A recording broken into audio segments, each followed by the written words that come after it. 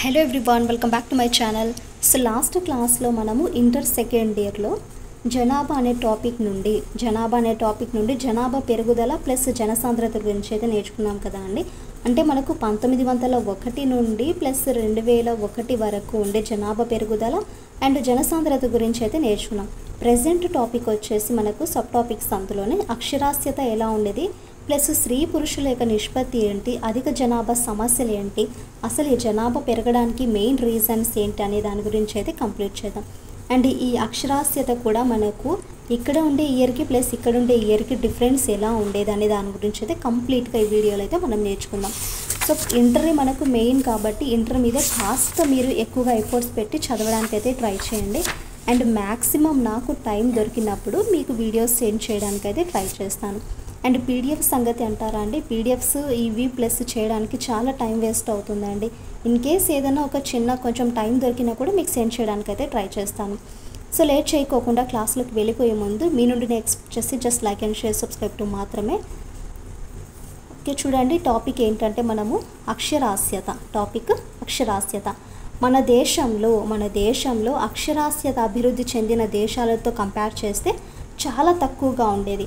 మన దేశంలో అక్షరాస్యత అభివృద్ధి చెందిన దేశాలతో పోలిస్తే చాలా తక్కువగా ఉండేది. ఎందుకంటే 1901 నుండి మన దేశంలో మన అక్షరాస్యత ఎక్కువ అవుతున్నప్పటికీ స్వాతంత్రం తర్వాత ఈ పెరుగుదల రేట్ అనేది ఇంకా ఎక్కువగా ఉండేది.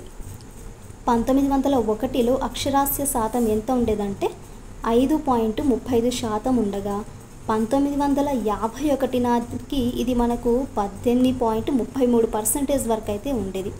పెరుగుదల రేట్ అనేది 1901లో ఎంత ఉందండి, ఇక్కడ 5.35% ఉంది. అదే మనకు 1951లో చూసుకుంటే ఆ పర్సంటేజ్ కాస్త 18.33% అయితే ఉంది. స్వాతంత్రం అనంతరము 50 సంవత్సరాలు అంటే ప్రజెంట్ మనకు 2001 నాటికి 64.84% అయితే ఉండేది. 2001 నాటికి ఎంత శాతం ఉందండి, మనకు 64.84% అయితే ఉండేది. అండ్ మనకి ఇక్కడ పట్టికలుగా చూసుకున్నట్లయితే వివిధ దశాబ్దాలలో ఎంత మొత్తం జనాభాలో అక్షరాస్యత శాతం అనేది ఉండవచ్చని మనం ఇక్కడ పట్టికలో అయితే చూడవచ్చు. 1951లో మొత్తం జనాభాలో చూసుకుంటే అక్షరాస్యుల సంఖ్య ఎంత ఉంది, ఇక్కడ 18.33 ఉంది. మొత్తం జనాభాలో చూసుకుంటే అంటే పురుషుల యొక్క అక్షరాస్యుల శాతం వచ్చేసి 27.16 ఉండగా మళ్ళీ స్త్రీల యొక్క అక్షరాస్యుల సంఖ్య వచ్చేసి 8.86 ఉండేది. అంటే దశాబ్దాలు ప్రతి 10 ఏళ్ళకు ఒకసారి గల మనం ఇక్కడ అబ్జర్వ్ చేసినట్లుగా అయితే జనాభాలో ఎంత ఉండేది ప్లస్ అందులో మళ్ళీ జెంట్స్ ఎంతమంది చదివారు, మళ్ళీ లేడీస్ ఎంత ఉందనే దాన్ని మనం ఇక్కడ పట్టికలో అయితే గమనించవచ్చు. అలాగే ఇక్కడ చూడండి, అండమాన్ అండ్ నికోబార్ దీవుల్లో దాద్రా నగర్ హవేలీ అన్ని కేంద్ర పాలిత ప్రాంతాలలో భారతదేశ సగటు జనసాంద్రత కంటే ఎక్కువగా ఉండేది. అండమాన్ నికోబార్ దీవులు, దాద్రా నగర్ హవేలీ మినహా, అంటే ఈ రెండు మినహా అన్ని కేంద్ర పాలిత ప్రాంతాలలో భారతదేశ సగటు జనసాంద్రత కంటే ఎక్కువగా ఉండేది. అలాగే అస్సాం కానీ, బీహార్, హర్యానా, కేరళ, పంజాబ్, తమిళనాడు, ఉత్తరప్రదేశ్, వెస్ట్ బెంగాల్, జార్ఖండ్ రాష్ట్రాలలో ఈ జనసాంద్రత దేశ సగటు జనసాంద్రత కంటే ఎక్కువగా ఉండేది. ఎక్కడ, అస్సాం అండ్ బీహార్ ఇక్కడ ఉండే స్టేట్స్లో అన్నిటికల్లా జనసాంద్రత దేశ సగటు జనసాంద్రత కంటే ఎక్కువగా ఉండేది. మిగిలిన రాష్ట్రాల్లో చూసుకుంటే తక్కువగా ఉండేది. అల్ప జనసాంద్రత అంటే మనకు 1 చదరపు కిలోమీటర్కి 100 కంటే తక్కువ. అల్ప జనసాంద్రత అంటే 1 చదరపు కిలోమీటర్కి ఎంత కంటే తక్కువ అండి, 100. 1 చదరపు కిలోమీటర్కి 100 కంటే తక్కువ. అరుణాచల్ ప్రదేశ్, మిజోరాం, సిక్కిం రాష్ట్రాలలో ఉంది. ఈ ప్రాంతాలన్నీ కూడా పర్వత ప్రాంతాలు, సారవంతమైన నేలలు కూడా తక్కువగా ఉన్నాయి. అందుకని ఇక్కడ మనకు చూసుకుంటే 1 చదరపు కిలోమీటర్ కంటే 100 కంటే తక్కువగా ఉన్నాయి. రాష్ట్రాలు ఏంటి, అరుణాచల్ ప్రదేశ్, మిజోరాం, సిక్కిం రాష్ట్రాలలో అయితే ఉంది. ఎందుకంటే పర్వత ప్రాంతాలు ఉన్నాయి ప్లస్ సారవంతమైన నేలలు అనేవి కూడా చాలా తక్కువగా ఉన్నాయి. నెక్స్ట్, ఈ జనసాంద్రత తక్కువ మధ్య రకంగా చూసుకుంటే, అంటే మిడిల్ పార్ట్గా చూసుకుంటే 1 చదరపు కిలోమీటర్కి 100 కంటే 200 బిలో, 100 నుండి 200 లోపు ఉన్న ప్రాంతాలు ఏంటంటే హిమాచల్ ప్రదేశ్ అండ్ జమ్మూ కాశ్మీర్, మధ్యప్రదేశ్, మణిపూర్, మేఘాలయ, నాగాలాండ్, రాజస్థాన్, ఛత్తీస్గఢ్, ఉత్తరాంచల్, వివిధ దశాబ్దాలలో అక్షరాస్యుల శాతం పెరుగుతూ ఉండడమే కాకుండా పురుషులలో కూడా అక్షరాస్యుల శాతం స్త్రీల అక్షరాస్యుల శాతం కంటే ఎక్కువ ఉన్నట్లు గమనించవచ్చు. ఇక్కడ అండి ఇక్కడ ఉండే స్టేట్స్ అంటే ఒక చదరపు కిలోమీటర్కి 100 కంటే అంటే 100 నుండి 200 లోప్స్ ఉన్న ప్రాంతాలు ఏవైతే ఉన్నాయో ఇక్కడ అక్షరాస్యుల శాతం అనేది పెరుగుతూ ఉండడమే కాకుండా ప్లస్ పురుషులలో అక్షరాస్యుల శాతము స్త్రీల యొక్క అక్షరాస్యుల శాతం కంటే ఎక్కువగా ఉన్నట్లు గమనించవచ్చు. ఇక్కడ స్త్రీల అక్షరాస్యుల శాతం గత 4 దశాబ్దాలలో గణనీయంగా పెరిగినట్లు కూడా మనం అబ్జర్వ్ చేయవచ్చు. అంటే స్త్రీలలో చదువుకున్న వారి సంఖ్య పెరిగి పురుషులలో అక్షరాస్యుల శాతము స్త్రీలలో అక్షరాస్యుల శాతము ఎక్కువగా ఉండేది. స్త్రీలలో ఎక్కువగా ఈ అక్షరాస్యుల శాతం అనేది ఎక్కువగా ఉండేది. 1981లో చూసుకుంటే 43.56 అక్షరాస్యులు ఉండగా 1991లో చూడండి 52.21% చేరి ఇప్పుడు అంటే ఈ 2001లో అయితే ఇంకా పెరిగింది. ఇక్కడ మనం ప్రతిదీ ఇయర్ వైజ్గా గుర్తుపెట్టుకోండి. 1981 నుండి చూసుకుంటే 1991కి అంటే 10 ఇయర్స్కి ఫస్ట్ ఎంత ఉండేది 8.65% పెరగగా అదే మనకు ఇంకొక 10 ఇయర్స్ వేసుకోండి 1991 నుండి 2001కి చూసుకుంటే 12.63% అయితే పెరిగింది.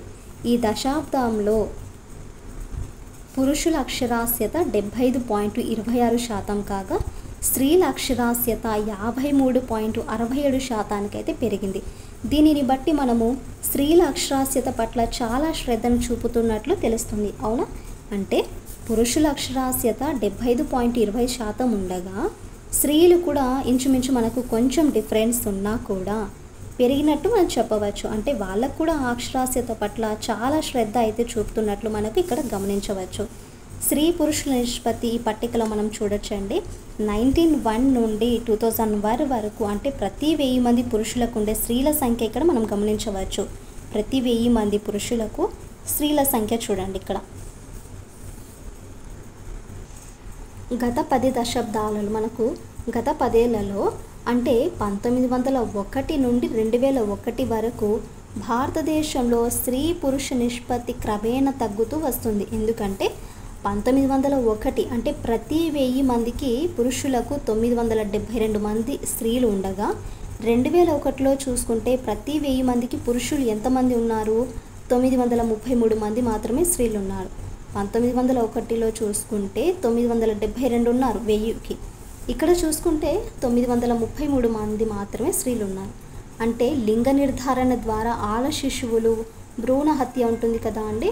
సో ఆ భ్రూణ హత్య అధిక కాన్పుల వల్ల సమాజంలో ఉండే స్త్రీల పట్ల చూపే వివక్ష కానీ ఆహారం కానీ ఆరోగ్య విషయాలలో నిర్లక్ష్యంగా ఈ స్త్రీల యొక్క మరణాలు అనేవి ఎక్కువగా ఉండడానికైతే మనం రీజన్స్కి అయితే చెప్పవచ్చు. ఎందుకు తగ్గారంటే లింగ నిర్ధారణ ద్వారా భ్రూణ హత్యలు జరుగుతూ ఉంటాయి కదా. సో ఆడ శిశువుల యొక్క భ్రూణ హత్యలు ప్లస్ అధిక కాన్పులు అలాగే సమాజంలో సొసైటీలో ఈ యొక్క స్త్రీల పట్ల మనకు చూపే వివక్ష కానీ ఆహారము ఆరోగ్య విషయాలలో కూడా ఒక్కోసారి నిర్లక్ష్యం వల్ల ఈ స్త్రీల మరణాలు ఎక్కువగా ఉండడానికైతే రీజన్స్ అయి ఉండవచ్చు.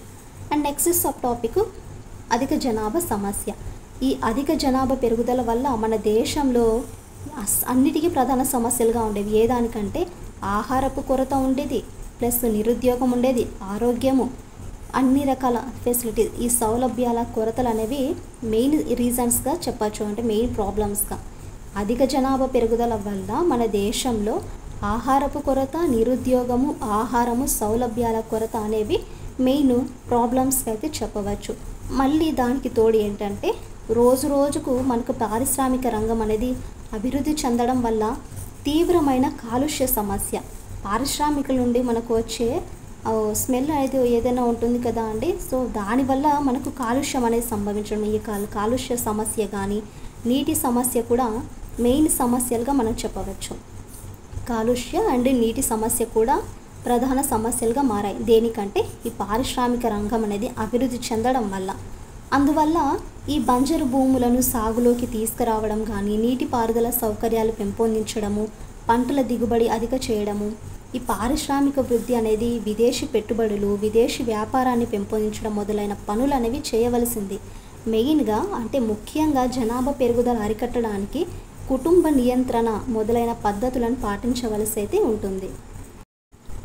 నెక్స్ట్ వన్, పల్లె ప్రాంతాలలో కానీ పట్టణాలు కానీ అలాగే మహానగరాలలో ప్రజలకు తాగునీరు అందించడం ఇప్పుడున్న ప్రభుత్వాలకు పరీక్షగా మారిందని చెప్పవచ్చు. ఎక్కడెక్కడంటే మనకు పల్లె ప్రాంతాలలో ప్లస్ పట్టణాలలో అండ్ మహానగరాలలో ప్రజలకు ఈ తాగునీరు అందించడం కూడా ఇప్పుడున్న పెద్దవాళ్ళకి పెద్ద టాస్క్ లాంటిదని చెప్పవచ్చు. ఎందుకంటే ప్రజల యొక్క ఆరోగ్యము, విద్య, ఉద్యోగం, ఉపాధి కల్పనకు పెరుగుతున్న జనాభాను బట్టి చూస్తే రాబోయే తరానికి ప్రభుత్వానికి అగ్ని పరీక్షగా మారవచ్చనేసి చెప్పవచ్చు. ఇవన్నీ ఏంటంటే మనకు అధిక జనాభా సమస్యలండి.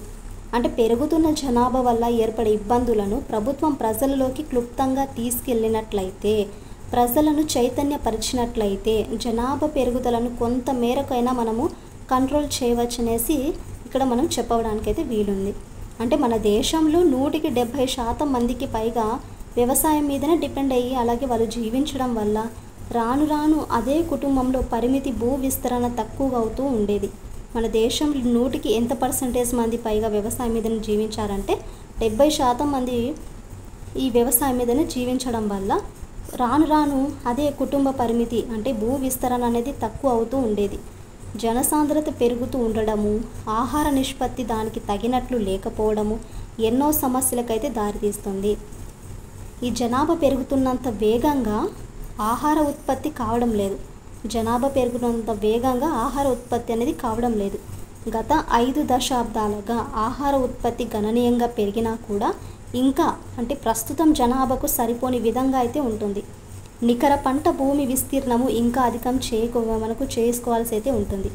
ఈ జనాభా పెరుగుదలను తగ్గించి ఆహారము, పారిశ్రామిక ఉత్పత్తులను పెంచడం ద్వారా మాత్రమే జనాభా యొక్క సమస్యను పరిష్కరించడానికైతే వీలవుతుంది. ఏదంటే జనాభా పెరుగుదలను తగ్గించి ఆహారము ప్లస్ పారిశ్రామిక ఉత్పత్తులను పెంచడం ద్వారా మాత్రమే జనాభా సమస్యను పరిష్కరించడానికైతే వీలవుతుంది.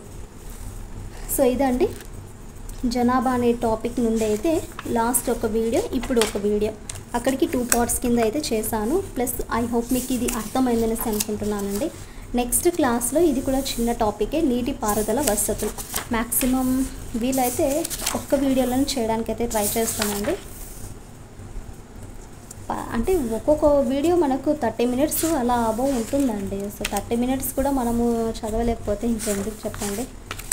ప్రాబ్లం ఏం లేదులేండి, 2 పార్ట్స్ కింద కూడా డివైడ్ చేయవచ్చు. ఎందుకంటే కంప్లీట్గా ఫస్ట్ మనం పర్ఫెక్ట్గా అర్థం చేసుకోవాలి కదా. సో ఐ హోప్ మీకు క్లాస్ నచ్చిందనేసి అనుకుంటున్నానండి. ఇలాంటి మరెన్నో క్లాసెస్ కోసం మన ఛానల్ అయితే లైక్ చేయండి, షేర్ చేయండి, అలాగే సబ్స్క్రైబ్ చేయడం మాత్రం మర్చిపోకండి.